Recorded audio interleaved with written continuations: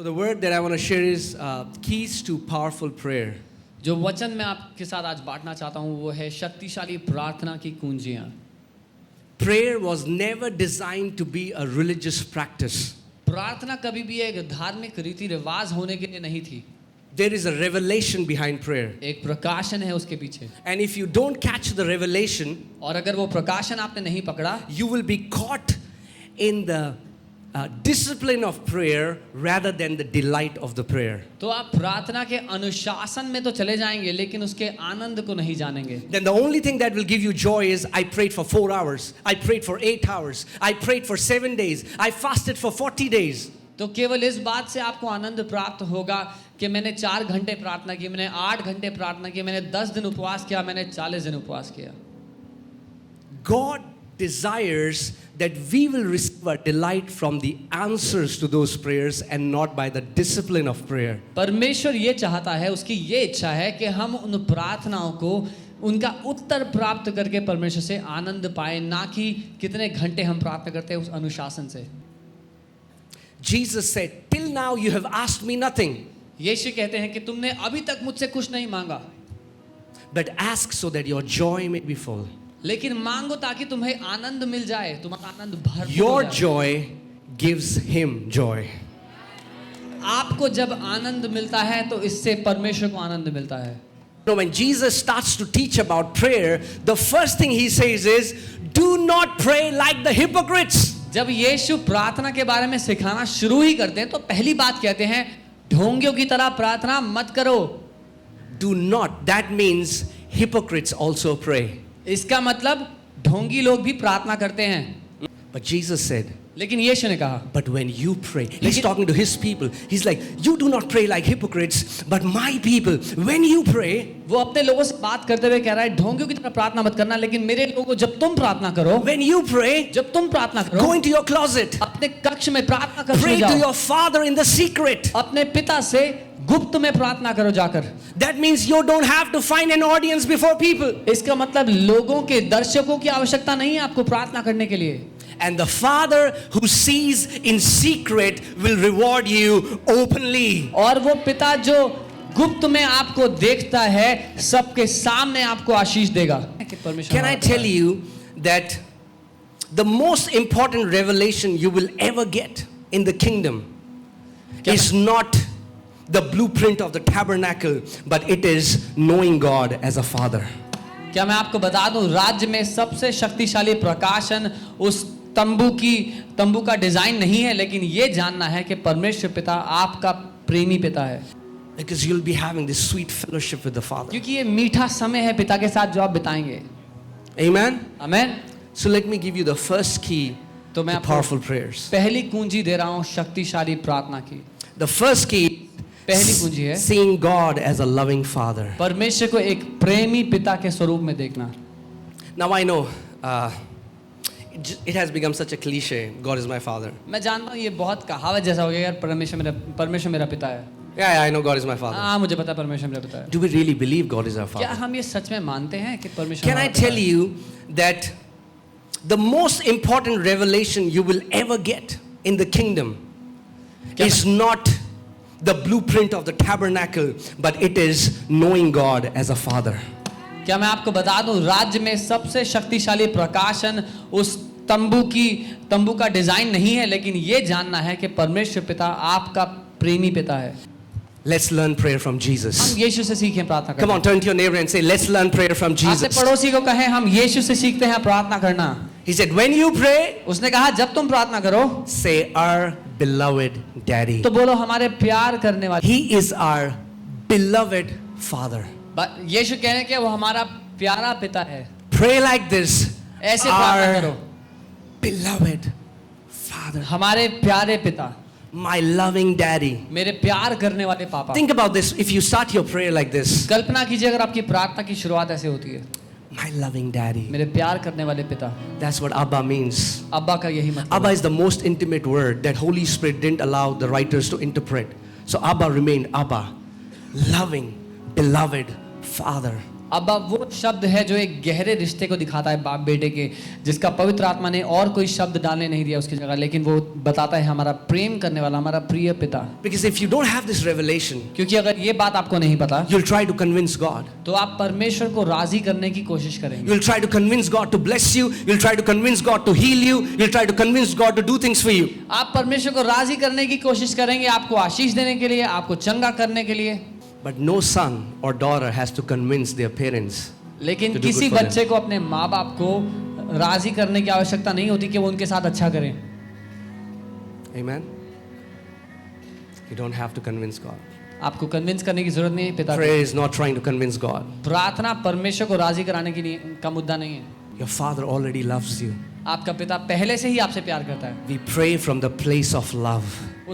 उस प्रेम की स्थान से प्रार्थना करें। We pray from that place of trust. हम भरोसे के उस स्थान से प्रार्थना करते हैं। We pray from that place that my Father already desires good for me and He has no evil plans for me. उस स्थान से कि मेरा पिता पहले से ही मेरे लिए भला चाहता है, भली योजनाएं बनाता है और कोई बुराई वो मेरे बारे में नहीं सोचता। Second key दूसरी कुंजी is seeing yourself as the righteousness of God in Christ Jesus. अपने आप को परमेश्वर की धार्मिकता के स्वरूप में देखना मसीह यीशु में। Why many believers have not been able to get their prayers answered is because their conscience constantly condemns them. क्यों बहुत से विश्वासी प्रार्थना का उत्तर नहीं पाते? इसलिए क्योंकि उनका विवेक उन पर लगातार दोष लगाते रहता है। We cannot enter in the holiest by our works. It's only by the blood. हम अति पवित्र स्थान में अपने कामों के भरोसे प्रवेश नहीं कर सकते, केवल यीशु के लहू के द्वारा कर सकते हैं। Yes, you are not worthy, but the Bible says you have been made worthy by that sacrifice on the cross. Amen. Bible कहती हाँ हम योग्य नहीं थे, लेकिन बाइबल कहती है हम योग्य बना दिए गए उस क्रूस के बलिदान के द्वारा। Don't pray as if the cross never existed. ऐसे प्रार्थना ना करो कि क्रूस कभी हुआ ही नहीं। Don't pray as if Jesus never sacrificed himself for entire humanity. इसलिए ऐसे प्रार्थना ना करो कि यीशु ने कभी अपने आप को बलिदान किया ही नहीं मनुष्य जाति के लिए। But this pulpit is not in Mount Sinai. This pulpit is in Mount Zion. And I want to tell you, you're righteous. You are holy. You're accepted in the beloved. You are God's beloved sons and daughters. And He is pleased in you. लेकिन ये pulpit Sinai पर्वत पर नहीं, लेकिन सियोन पर्वत पर रखा है। इसीलिए मैं आपको बताना चाहता हूँ, आप पापी नहीं, आप धर्मी हैं। आप परमेश्वर की धार्मिकता है मसीह यीशु में। आप उसके प्रिय बेटे, उसकी बेटी हैं। And now he says, do you not know? Because many people don't know. Apostle Paul is saying, do you not know you are the temple of the Holy Spirit? God doesn't dwell in unholy temples. He dwells in holy temple because His blood has washed you, cleansed you and made you holy. इसीलिए पौलुस प्रेरित कहते हैं, क्या तुम नहीं जानते अभी तक? क्योंकि बहुत से लोग हैं जो अभी तक नहीं जानते कि तुम पवित्र आत्मा के मंदिर हो। पवित्र आत्मा अपवित्र जगहों पर नहीं, लेकिन पवित्र मंदिरों में रहता है, इसीलिए वो आपके अंदर उंडेला गया है। Not only you are released, you are declared righteous. इतना ही नहीं कि आपको बाइज्जत बरी कर दिया गया, आपको धर्मी ठहराया गया है। And you are given a right standing before God. और परमेश्वर के सामने खड़े होने का एक इज्जत का स्थान दिया गया है। What is the right standing before God? क्या है वो सही स्थान परमेश्वर के सामने? Are you ready? तैयार हो? The standing of Jesus is the right standing before God. You have the same standing before God as Jesus. वही स्थान जो प्रभु यीशु का है पिता के सामने, आपको वही स्थान दिया गया है जो पिता ने प्रभु यीशु को दिया अपने सामने खड़े होने का। The third key is standing in the new covenant. 3 कुंजियां और हैं जो मैं बताना चाहता हूं।